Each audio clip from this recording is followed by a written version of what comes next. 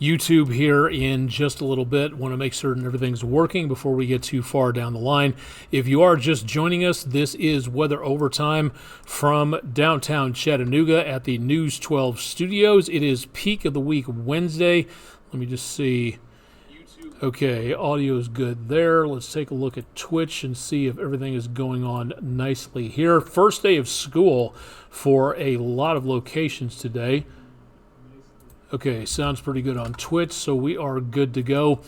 This is Wednesday night. It is a quiet one. We did have some showers. We don't have too many of them left over at this point. We may see some more activity in the next day or two, but just not picking up a lot of that going on for right now. If you got questions about what's going on with the forecast, drop them into the comments section on YouTube or stream chat on Twitch, and we'd be glad to do what we can about answering your questions. We are going to be seeing some hotter conditions on the other side of this next weekend. We do still see a bit of a downturn in temperatures. Great news on that. But for right now, we do still have some hotter weather to deal with. So again, welcome to the show. This is our exclusive video weather blog. Let's take a look and see what's going on out there.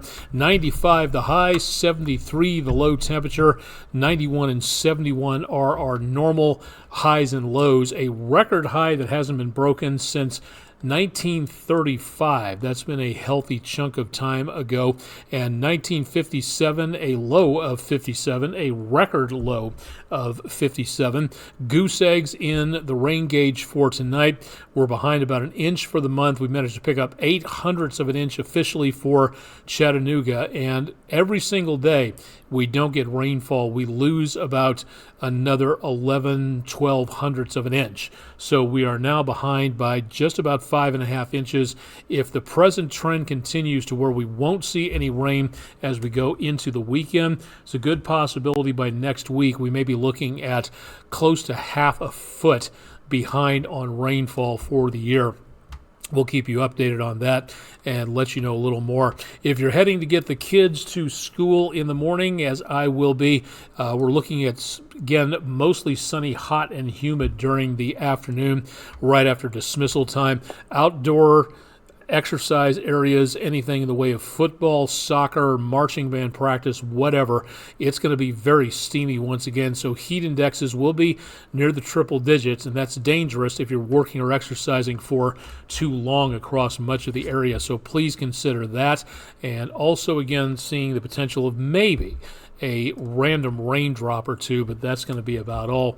Chattanooga Zoo camera from the area around Holtzclaw Avenue, looking back to the northwest a little bit on the hazy side. The crescent moon is out here somewhere, but as of right now, it's kind of hard to see with the clouds and the haze out there. Hopefully be popping into view here pretty soon. Likewise, kind of hazy looking over the north slope of Lookout Mountain, just south of downtown near the St. Elmo area in Chattanooga, and also seeing that fairly dry, hazy conditions for now. Traffic around 2475 was pretty heavy earlier. Right now, there's not a lot going on. We have little, if anything, going on in the way of very heavy problems with haze, but if you take a look out towards Signal Mountain, you can barely see anything in the way of those antenna lights way up top, so it's kind of hard to see just about anything there. Traffic 2475 on the Tomahawk crane and rigging camera moving along. A few folks out and about earlier on the footbridge across the Tennessee River, and then also a few folks out around Coolidge Park earlier on. Not seeing a lot of folks on the Speedy's Total Car Care camera. And what else haven't we done here? Lee Point, looking back towards sunset on the Plainview Outdoor Advertising camera. There's our crescent moon.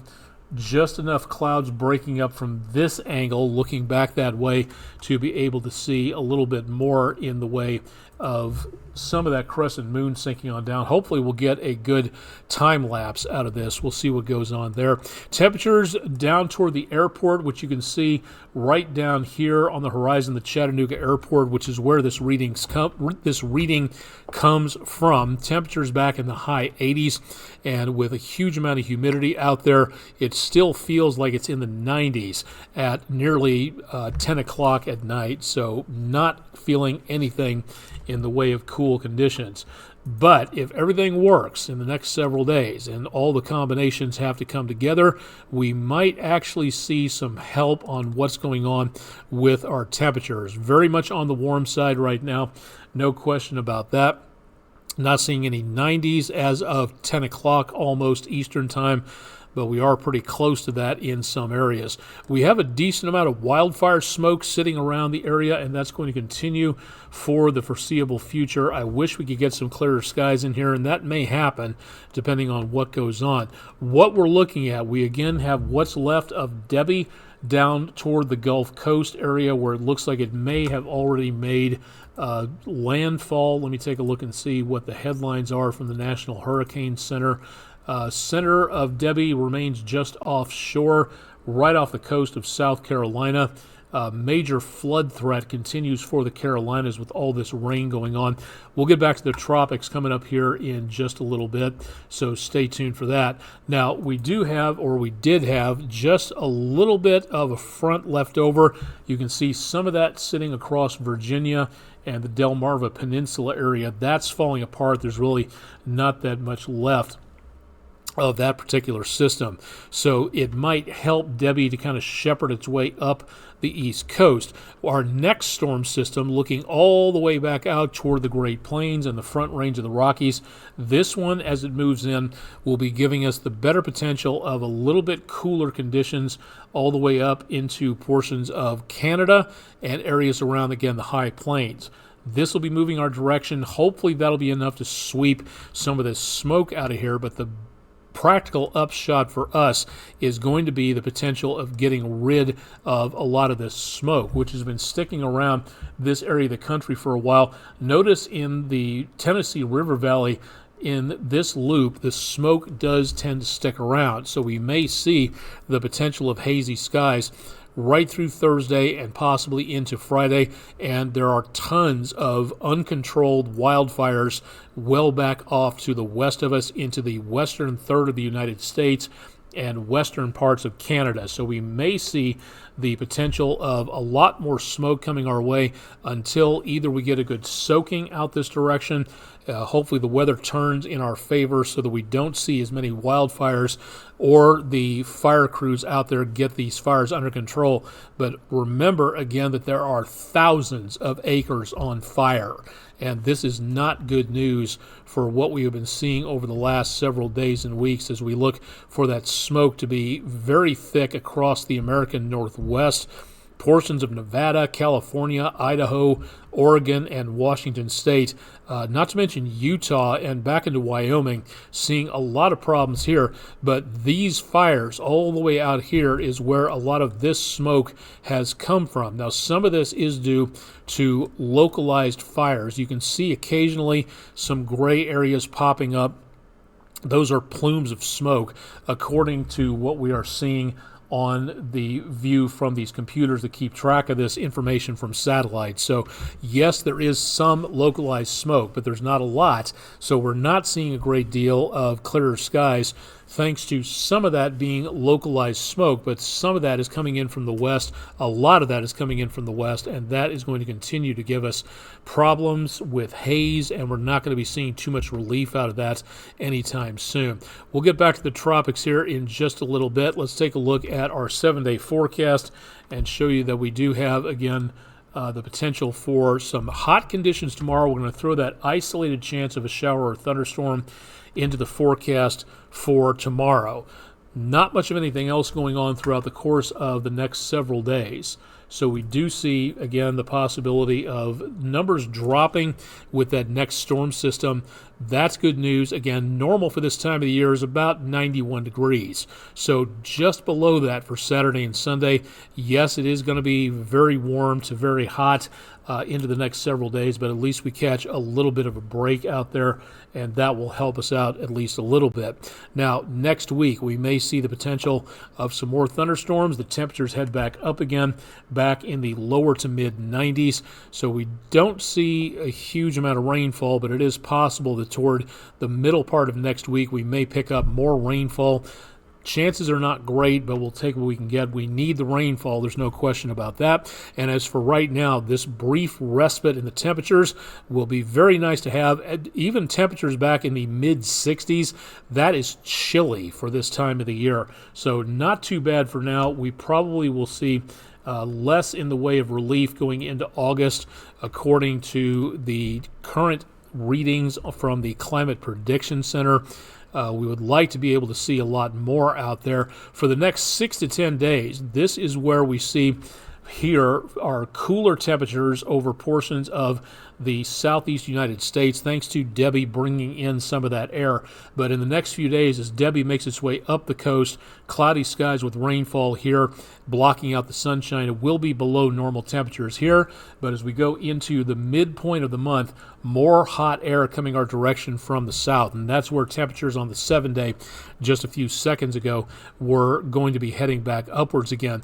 Likewise, the Climate Prediction Center is showing for the next 30 days, for the rest of August basically, the eastern portion of the United States from New England down to Florida, the Keys, and our area here will be looking at above normal temperatures, or at least a very good chance of that. So not seeing any long-term good news where the temperatures are concerned. I really got to get the autumn countdown clock going at some point that'll help us out on there.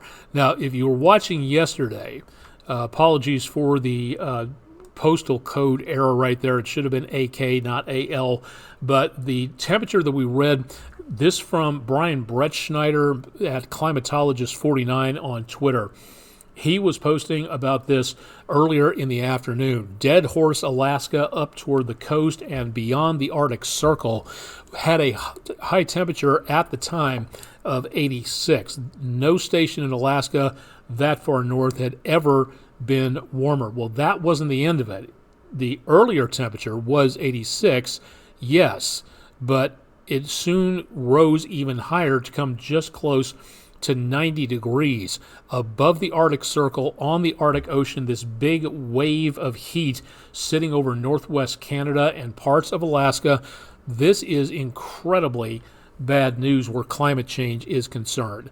And this is just one effect out there. Not only did we have this going on, but later on that last night into this morning, 71 at Delta Junction, Alaska, the warmest low temperature in Alaska in the last 5 decades.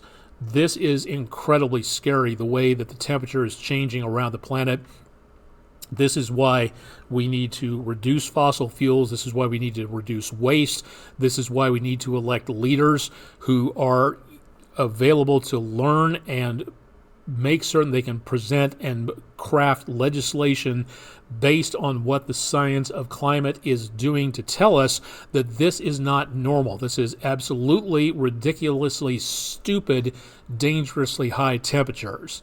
This is absolutely something to be concerned with, and hopefully you are as much as I am, because this right here is not anything that we want to be seeing. We're getting hotter and hotter all around the world. And you're saying, okay, well, that's not enough. Try to convince me otherwise. Okay, let's go down to Florida, where last night at St. Petersburg and Venice, the highest minimum temperature on record. This was as cool as it got in this particular area.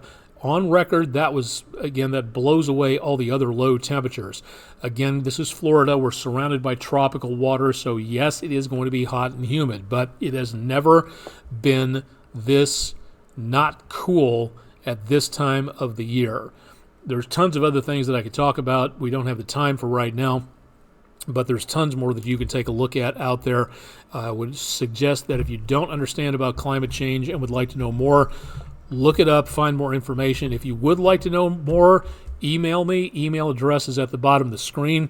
Would love to help give you more information. If you want to pick a fight over this and say, I'm lying, it's fake science, save yourself the energy. Don't email me. I'm not going to debate with somebody who has already made up their mind. It's not something that I want to waste my time on. If you are sincere about learning yeah, contact me and let's have a conversation about what is going on out there. And maybe all of us working together can help to fix the problem and help our planet. This is really something that we have to pay attention to. Now, this is also something to take a look at because these temperatures keep getting worse. These are not air temperatures. These are what are called sea surface temperatures. These are the temperatures of the waters in the first few feet of the ocean surface. And the ocean is doing a very good job of absorbing the heat from the atmosphere, which is getting heated up by the greenhouse effect, which is being made worse by us driving gasoline-powered cars, using fossil fuels to power society. It keeps getting worse. And this is really incredible here. The darker areas that you see around the western and northern Gulf, where they're in the high 80s. Anything above 80 degrees is perfect to send up more water vapor, so any storms that move across this area can develop even more quickly. That is rocket fuel for these storms. Now, a few days ago, right before we had Debbie making landfall in the Big Bend area, a water surface probe, a buoy, run by the Scripps Oceanography Institute, marked a temperature off the mouth of the Mississippi of 95 degrees. And there have been temperature reports along the west coast of Florida and all the way back into the western Gulf of temperatures nearing 90 degrees. Also, when Beryl moved through on her path, it usually, when a strong storm like a Category 3 or higher, a major hurricane rolls through, it can stir up the water's surface and bring colder water upwelling to the surface, and it will leave a trail of colder water. There was no such upwelling happening this time around. You might say, okay, so big deal. What does that have to matter about anything? It means that the water, even though it was disturbed by Beryl's passage, basically had no cold water and almost regenerated instantly to bring that hotter water out there, getting it ready for the next storms that'll be coming on through. Debbie, fortunately, has not been a problem at this point. It has not been anything else other than a Category 1 storm, and that just off the coast of the Big Bend area. Excuse me. It may be, again, potential for another storm coming our direction. That is something, again, to watch out for there. So Debbie, at this point in time, winds regenerated very quickly.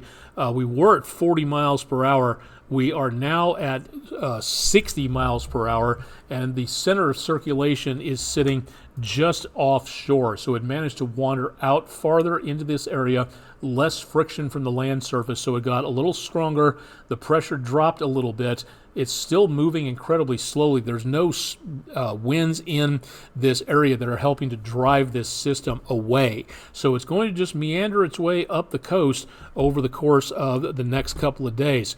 The conventional weather wisdom from the spaghetti models is showing the storm moving back on shore, but again, air around low pressure areas rotates counterclockwise. So this is going to be in a perfect location to bring in more moisture, and that means the possibility of flash flooding. Now, as we go toward the weekend, it should begin to catch a little bit more of the jet stream and move away a little bit more quickly, heading up over the St. Lawrence Seaway, the Canadian Maritimes, and then after that, we should be looking at this system, if it holds together enough for the models to follow it, out into the colder waters of the Atlantic. We are still looking at the potential of a lot of rainfall around the Carolina coastline. This is something that could be a very big problem for anybody traveling between Savannah and the Chesapeake Bay area. This is not beach weather, not even close. Windy, a lot of beach sand being kicked up, a lot of erosion, a lot of riptides as that water has to make its way out back into the Atlantic once again. And notice that all that heavy rainfall goes all the way up into central New York, portions of Pennsylvania, New England, into southeastern Canada. Lots of rainfall coming on through. So I would say anything between Savannah and west of New York over toward Buffalo, east of Pittsburgh, west of Philadelphia, that's where we're picking up the worst of the worst in the chances of rainfall. So if you are traveling this particular direction from Chattanooga over toward the coast, you may want to think about finding another way to go just to be on the safe side, because this is not going to be pleasant. All right, is there anything else out there? There was, but as of right now, our latest Caribbean disturbance has now basically given up the ghost. It was a 0% chance earlier today. The National Hurricane Center yesterday gave this a 30% chance of development. Scraping close to South America, probably took the wind out of its sails. Maybe some dust got in the circulation, and heading towards Central America. The National Hurricane Center has issued its final advisory on this. Now, if enough of this energy makes its way into the Bay of Campeche, we may see some development. But for right now, I really don't see this actually becoming a new storm. We still have a long way to go. In the next 2 weeks, the Atlantic Basin seeing the best possibility of development, East Coast, Bahamas, northern portions of the Caribbean. Again, that's the highest threat right there. That's week 2 of August. Watch what happens as we go into week 3. That resets itself. So you may be saying, okay, well, that is a lot further out in the Atlantic than what we're seeing for week 2. So week 2 here, week 3, it goes back toward the east into the central Atlantic. That's not good news. If we don't get enough dust from the Sahara to block out the sunshine, this is where we may be seeing the storms develop, and again, heading into this portion of the ocean. So anything in the next few weeks, we are on the up ramp to the center point of the season. It's again, September the 10th is the midpoint, and we are just about a month away from that. So we have a long way to go, and this could be a very big, ugly finish to hurricane season coming up. So if you're heading anywhere to a beach, anywhere involving the ocean in this area of the world, I would watch the weather very carefully. Now is the time to be weather aware and follow what's going on. You do not want to be heading into an area that you're going to have to just head back out of once again, just to be on the safe side there. All right, that's it pretty much for weather tonight. Let's go ahead and do a little bit more in the way of extracurricular activities. If my mouse would function, that'd be wonderful. There we go. Thank you very much. News 12 viewer Gary Matheny from Cleveland, Tennessee. Don't know if this is sunrise or sunset, but a beautiful pastel-colored view from Cleveland. If you've got pictures like Mr. Gary does, please go ahead and send them in to us. We'd love to see what you're seeing out there. If you would please be so kind, if you drop these off to social media, please make certain that you give us a description and a location so we can tell people about where you were and what you were looking at. If you want to be anonymous, that's fine. Just give us a fake name, or we can use your handle on whatever service you use, or just say it's anonymous, they didn't want to be identified. Great, no problem. But if you just give us an idea as to where you were and what you were looking at, that would really help folks like me. So again, please leave us some information on that. That would come in very handy for anybody planning things out. All right, astronomical information. Taking a look again at a star party coming up this weekend. We had one last weekend on the 3rd down in Georgia. The Barnard Astronomical Society will be holding another star party where you get to look through the binoculars and the telescopes, and that is coming up at Harrison Bay State Park, the Rec Hall parking area in Harrison, Tennessee, just north of Chattanooga. You don't need to bring anything. It's totally free. Show up, learn about astronomy, and find out more about how cool astronomy and science is. If there are too many clouds or any chance of rain whatsoever, this is a weather-dependent star party, and there's no point getting everybody out there if it's just going to be all sorts of clouds out there. So if you'd like to know more, the Barnard Astronomical Society will let people know what is going on their website and on their social media pages to let them know that it's been postponed or canceled. More info, again, at barnardastronomy.org. Thank you very much to the Barnard Astronomical Society for putting these displays on. That is very cool. It's a neat way for everyday folks to learn more. This is a great opportunity for kids to learn more about how cool astronomy is. Science involved in a lot of this. Really neat to be able to see. So thanks a lot. So show up again and find out more details as to what is going on. Speaking of astronomy, coming up next week, one of the biggest meteor showers of the year is the Perseids, because it emanates the meteors seem to come out of the area of the sky around the constellation of Perseus the Hero. That'll be rising in the northeast next week, Sunday into Monday, the 11th through the 12th. This is can be one of the biggest ones of the year, where you can see upwards of 100 meteors per hour. That's about one meteor every couple of minutes, or maybe even more than that. You want to be away from city lights so you can catch the fainter meteors. If you have a lawn chair so you can just lean back and look upwards instead of sitting in a chair like I am now and craning your neck, you're going to catch a lot more meteors out there. So please, if you want to know more about astronomy, this is a great way to do it. More details on the Perseid meteor shower on our website and on our social media pages. So find out more about a really cool event coming up in the course of the next several days.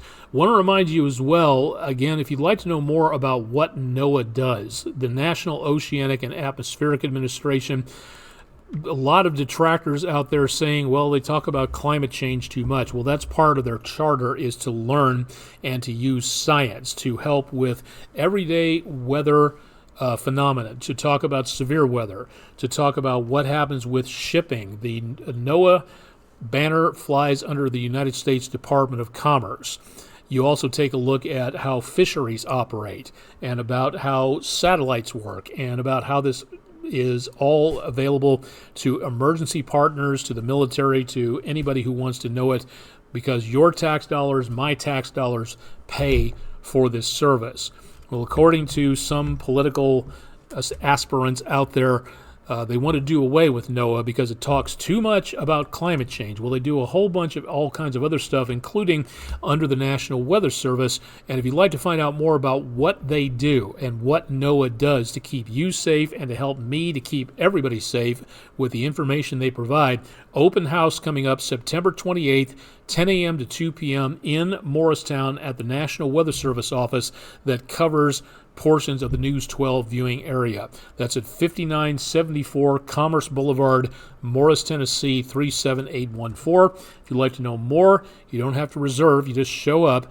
There are some rules. You can't bring in any alcohol. Only service pets are provided. And if you'd like to know more, weather.gov/MRX, or go to our weather page and scroll down beneath the weather forecast, and you can get the details and the links for this if you'd like to attend. This is a rare thing. These do not happen often. So if you'd like to find out more, this will be a great opportunity to do so. So please take advantage of this and learn more about what NOAA does, and that'll help you to find out more, just scientifically speaking. All right, from friendandroofing.com, we talk a lot about different things. Exometeorology, we talk about science, we talk about the health of the oceans, we talk about storm names, all that type of stuff. We try to keep this as scientifically knowledgeable as possible. Well, in 2023, the Pew Research Group interviewed over 10,000 Americans, and the percent of Americans that favor the United States participating in worldwide international climate change reduction efforts. How many interviewed are in favor of that? 24%, 54%, 74%, or 94%. Well, Kay Blevins and Andrew Harrison voted, as the majority did, for 38%, also for 54% for some of you. The actual answer is 74%, so nearly 3 out of 4 Americans are in favor, according to this research poll, of participating with the rest of the world on reducing the risk of climate change. That is a very heartening number. Now, of course, not everybody agrees with that, and some of that is split right along political party lines. Unfortunately, this is something that pays to know more about. If you'd like to know more about this and more about science in general, we try to keep this as interesting and scientific as possible. WDEF.com/vote now. Thank you, friendandroofing.com, for being our sponsor on that. And you can find out more, again, at our website at WDEF.com/weather. That one, of course, WDEF.com/vote now. I think that should do it for tonight. We've been on just shy of half an hour. No questions in the stream chat on Twitch, and thanks to everybody who showed up on YouTube to take a look around. We'll have more on the forecast tonight on News 12 at 11. Brian Armstrong has sports. Andrew Harrison has news. Yours truly with the weather forecast. Find a way to stay cool out there. It's still going to be hot over the next several days and weeks, even though we've got a break coming as we go into August. So please make certain you're staying hydrated like this smart pupper does. Again, we'll keep you up to date on all of our social media channels out there. I'm on various websites and social media channels. Again, I'm not on Facebook. They threw me off because somebody tried to hack me from New Orleans and they wouldn't let me back on again. So wish I could do something about that, but apparently Mr. Zuckerberg is very adamant about keeping me off of Facebook these days. I'm very sorry to hear that. We'll have more on the forecast. Again, bottom of the screen, WDEF.com, where you can catch more about our social media web presence and our weather information. You can see again the 7-day forecast down in the lower left-hand corner of the screen. You can get more from our website on that. We'll have more with Chip Chapman coming up bright and early on Thursday morning, so stay tuned for more on that. And again, please be safe, please be cool as we see another steamy day coming up across much of the area. Live and direct from downtown Chattanooga on Wednesday night, the 7th of August. I'm Chief Meteorologist Austin Onick. Stay tuned for much more with News 12 coming up on air and online, and we'll see you again coming up on Thursday night. Thanks for joining us.